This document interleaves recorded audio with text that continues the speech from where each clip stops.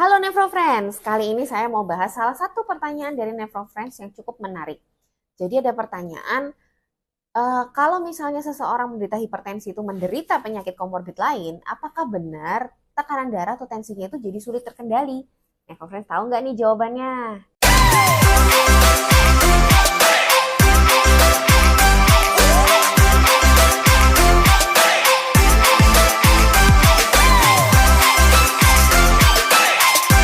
Saya sering membahas bahwa hipertensi itu ada dua macam ya. Ada hipertensi primer, ada hipertensi sekunder.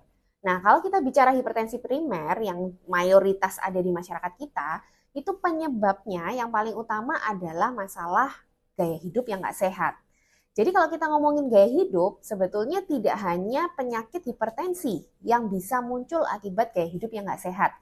Jadi misalnya ada penyakit lain tuh, seperti diabetes ya, hiperkolesterol atau bahasa medisnya tuh namanya dislipidemia ya, lalu asam urat yang tinggi, lalu juga batu ginjal. Batu ginjal itu kan juga masalah pola makan ya, gaya hidup kurang minum air putih. Nah, masalah-masalah gaya hidup ini itu juga bisa terjadi pada orang itu bersamaan. Jadi kadang semuanya ada langsung ya, ada hipertensi, diabetes, kolesterol, asam urat, batu ginjal, atau munculnya itu bertahap ya. Tapi pada prinsipnya dengan gaya hidup yang sama, itu penyakit yang bisa ditimbulkan itu banyak. Sebenarnya dengan melihat hubungan beberapa penyakit gaya hidup dengan gaya hidup yang sama tadi, itu kan sebenarnya secara logika aja, kalau misalnya salah satu penyakit itu nggak dikendalikan dengan baik, ya otomatis penyakit yang lainnya juga pasti nggak terkendali dong. Karena kalau kita mau mengendalikan salah satu penyakit, ya kita harus mau mengubah akarnya, yaitu memperbaiki gaya hidup. Dan akhirnya jika gaya hidup itu diperbaiki, justru malah semua penyakit yang muncul tadi itu bisa juga dikendalikan secara bersamaan.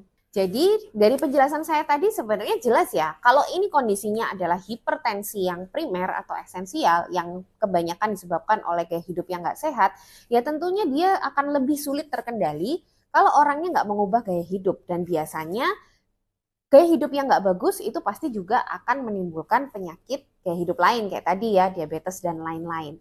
Tapi hal ini akan berbeda apabila kita bicara hipertensi yang sekunder. Karena kalau hipertensi sekunder itu kan ada penyebab khususnya ya yang menyebabkan orang itu hipertensi. Mulai dari penyakit ginjal kronik, gagal ginjal kronik, kelainan pembuluh darah ginjal, sampai penyakit-penyakit hormonal.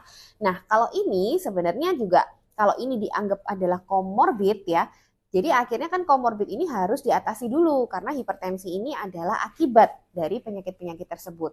Jadi hipertensi sekunder itu bisa disembuhkan kalau penyakit dasar atau penyakit penyebabnya ini juga ditangani dengan baik. Jadi statement tadi atau pertanyaan tadi sebenarnya jawabannya jelas ya Nevrofriends. Mau itu hipertensi primer ataupun hipertensi sekunder, kalau ada penyakit komorbid lain yang berhubungan dan tidak dikendalikan, maka hipertensinya juga akan sulit terkendali.